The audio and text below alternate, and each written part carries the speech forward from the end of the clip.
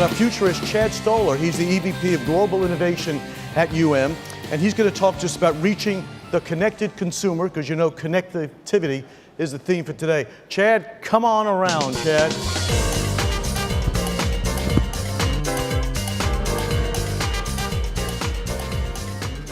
I've never been called a futurist in my life before, but I've always wondered how one becomes a futurist, so you just did that for me.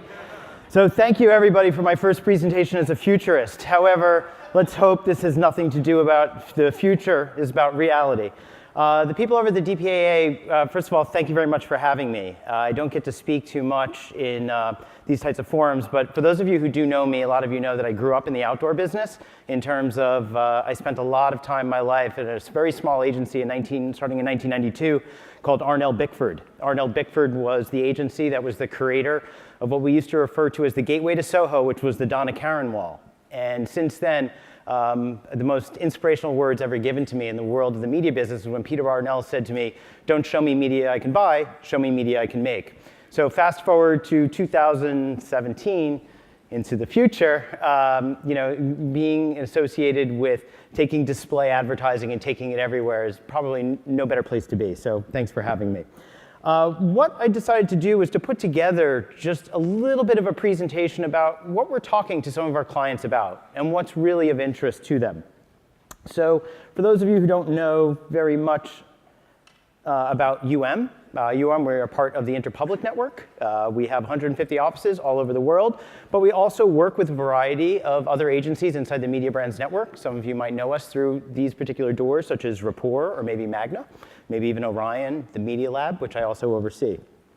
But getting back to media. So this is what I like to refer to as a brief history of time in the world of the advertising business. This could have been a Taco Bell ad from the BC era, where we look like somebody who's chasing carne asada. But then over on the right, on May 5th, there were more people who probably played around with a Snapchat filter for around 30 seconds and probably saw the Super Bowl. But anyway, so that's what's kind of going on in the world of media, if you had to put it in a nutshell. But trying to be a little bit more scientific about it is that if you look over the last 15 years, you can see all the different platforms that have become available for consumers to get messages and be in touch and understand what is going on in the world. And one thing is for sure is that human beings are not getting any more time, right? I think we can all agree on that. However, if you want to basically place some bets in around 10 to 15 years from now, when we have autonomous vehicles on the road, human beings are going to get some more time back, which means a little something for you guys here, because inside a car, there's a lot of forms of display advertising, which I'm sure there's a lot of people here who have lots of ideas on that. But we're not getting any more time. But content continues to get created and become available, which creates a little bit of a problem, because somewhere, I think it was in 2008, in 2000, a study was done where the average human being was able to maintain attention for around 12 seconds. Just recently, in 2013, it was now brought down to 8 seconds. Someone out there who's a real futurist probably has a slide that projects that it's going to get even less. But most importantly, our friend the goldfish is only there for 9 seconds. And I clicked too fast, but that would have been the reveal. Anyway, here are some realities, and these come from our friends over at Magna Intelligence, is that the average US household now has 11.9 devices. Well, let's call them displays. In less than 3 years, 82% of internet traffic is going to be video. And more people than ever have understood that they don't have to schedule their media time anymore. More people can buy devices, they can get whatever they want, where they want. So it's changing everything. You know, this is a slide that's very popular inside a lot of different advertising agencies. There's nothing exclusive about this. Is how we've moved from a traditional funnel to what some people like to refer to as a spaghetti model, which is that basically interest and inspiration can come from anywhere. And what we're always trying to do is to get an insight into what those connections are and how do you intercept those connections. And frankly, this is really the bigger problem, is that this is what we're dealing with now. We've all become so consumed with what is the latest news, information, it doesn't even matter, okay? The fact is that we are being hit by cars every day, we are walking into fountains. The fact is that we're now finding in places like Amsterdam, they're trying to even change the way streetlights work. This is an actual concept where they're thinking about putting the streetlights in the actual ground because people aren't looking up. And for any of you who've walked the streets of Amsterdam, it's very easy to get hit by a bike, let alone a car, so pick your head up. So inspiration, as I mentioned, it could come from anywhere. You could be on the corner, and you could see a new BMW fly by, and you'd wonder what it was. And then as soon as you buy it, you're also going to share it. So it's not going through the traditional way of achieving reach, capturing attention, getting a name, following up. It's not happening anymore.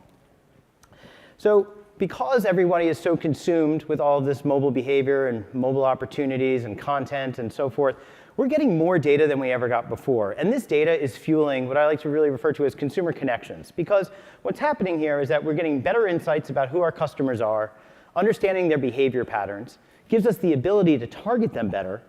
We get to know who they are, a little bit more about who their friends are. We understand the content that they're consuming. And there's a way for us to actually get involved in their conversations. And that's just based on what we know. But then with all the different data sources that are out there that we can license, or whether we build or we acquire ourselves, we have unprecedented opportunity. And I believe that it's through leveraging this data and making better connections that you break through all the problems that people want to throw around about digital advertising, such as banner blindness, ad blocking, or just even the lack that we can even figure out what it is that, did we reach somebody on this device, but then did we reach them again? All this deduplication and all of this. Is that more relevant messages are always going to work better.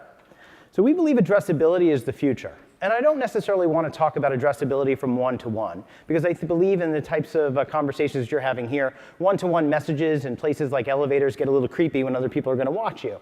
But the fact is that when you know exactly where people are, where there's a nice concentration of people who might have the same shared interests, that's when things start to become interesting. And for those of you who've ever stood in a Captivate elevator and watched a group of total strangers respond to an ad and have a conversation about it, that's because that ad was addressable and therefore it was relevant. And when things are more relevant, you create a lot more utility. People are going to take action with what it is that you do. So I mentioned before that consumer-centric marketing is, to me, what a great goal is for a modern brand. And that is loving a brand before you buy something, when you buy something, and most importantly, after you buy something.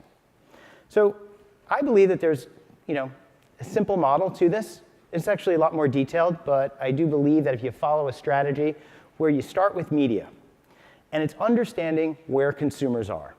And if I had to put a playbook out in terms of when you're a chief innovation officer and you have to have let's open up a meeting and let's have a conversation about new opportunities, here's a quick preview of what a playbook might look like. The first is dynamic creative. We think that this is just no-brainers, right? Is that we believe that when it comes down to one-to-one messaging in display environments or mobile environments, messages should be more relevant. And whether that's using public data sources to find out that it's raining in somebody's area and you can give them the right message, or knowing the time of the day, or just knowing as whether or not the Rangers won or not, which they did last night. We're turning that around, don't worry.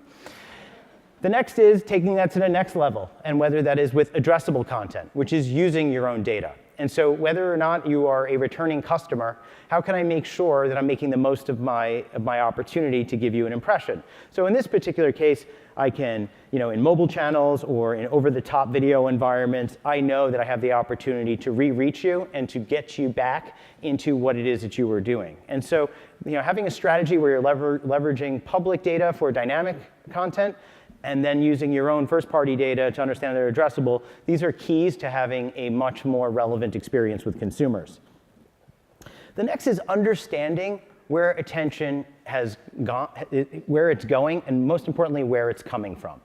It's no surprise that you're seeing these great experiments by big social media companies or e-commerce companies playing in the live sports space. I should probably update this slide and actually show this on the NFL on Amazon Prime Video. But the fact is that people aren't saying, I can't wait to go home and watch the cable that I pay for to watch this football game, right? What's happening is that people are demanding more flexibility when it comes to television content. So for instance, whether it's using Hulu to watch live TV, whether it's using any of the packages like from PlayStation Vue, DirecTV, et cetera, if you're somebody who has grown up watching television or want to watch television, there's a package for you that's a lot cheaper than cable. And I'm going to make a grand futurist statement here. No one's going to graduate college and say, yes, now I can afford cable. That's not where $1 is going, and I'm sorry.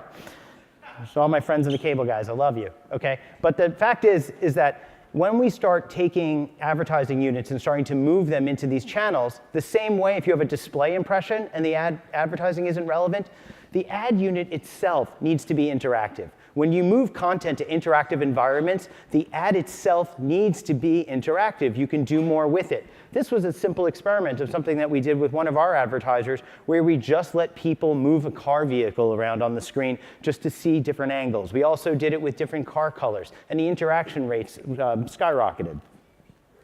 Then we have opportunities to even do like pre-purchase, right? Where you can actually sell things through commerce, through those interactive units. The next is leveraging location-based audiences. There's a lot of people out there that want to just, they say they're doing mobile and they do geofenced media buying. That's certainly great, but I believe it's much more important to actually buy media based on historical activity. So whether it is that people are moving from a high net worth zip code in the morning, but then you can find pockets in areas in urban environments where they assemble in the middle of the day, that's a very good strategy. Or whether or not, instead of trying to buy and counterbid against other automotive manufacturers when somebody's in a dealer lot, go and hit them up again in the middle of the week when you know that you found somebody who's been to 2 or 3 competitive automakers in the same day. Lastly, there's artificial intelligence, and with artificial intelligence, you power all these other forms of interaction, and whether that's using messenger bots, right, or whether it's you're using Alexa skills, right, which is even more amazing because it's like we're all talking about the future of display, but devices like this are post-display, which also scare a lot of advertisers who for years have been buying adjacencies against human behaviors. So there's a lot of different things that are out there. And if you also look at what's going on in this particular case with Alexa skills, where there's over 10,000 skills already in the marketplace, and by Christmas, there will probably be even more, there's a skill pretty much for everything it is that you want to do. And this is also enabling a lot of brands to start exploring v-commerce or voice commerce. Last is local.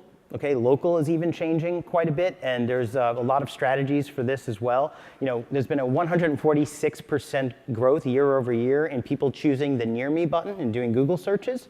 And the part that's interesting is that 76% of people who look for a local business visit it within 24 hours, and then 28% of those people make a purchase. So it's pretty significant results. So there's companies out there that are really getting down to the local level to give people local marketplace intelligence for retargeting and also re-engagement.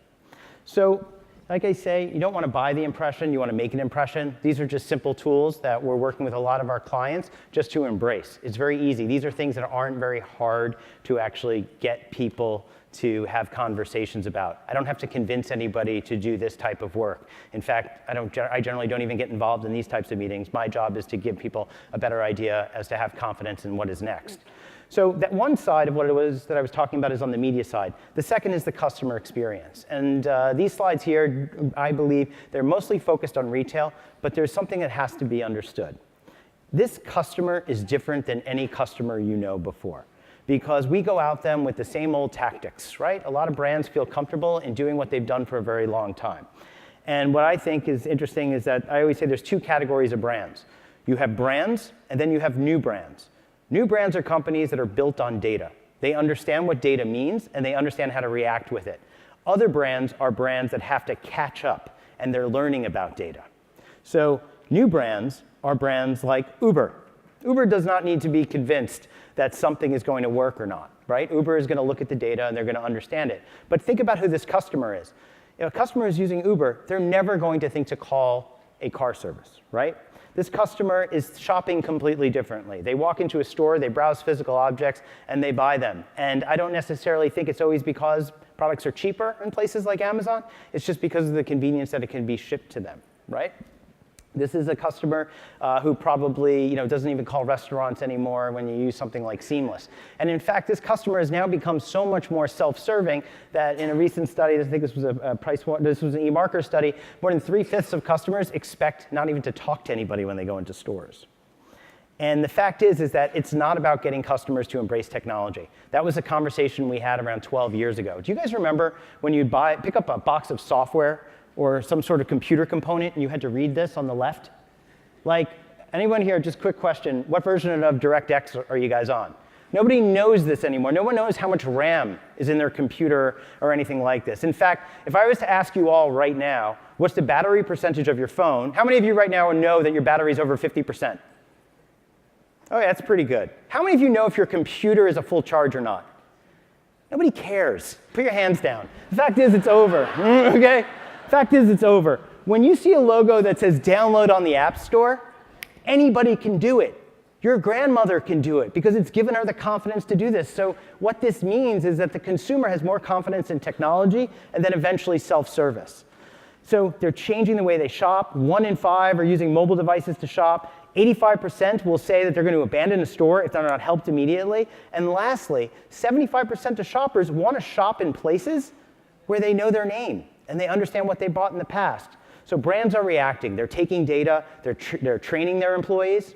They're using technology to better enable their employees to work with customers. And then lastly, and the most important part, our brands are using data to actually optimize not only the way that they market, but the way they work with consumers and the way they make products. So to sum everything up, we're working with our brands to embrace these new behaviors that are out there, using new methods for reach and to actually create brand experiencing, and last, meeting their expectations, okay? Trying to make your marketing their next habit. Thank you very much. Thank you, Chad.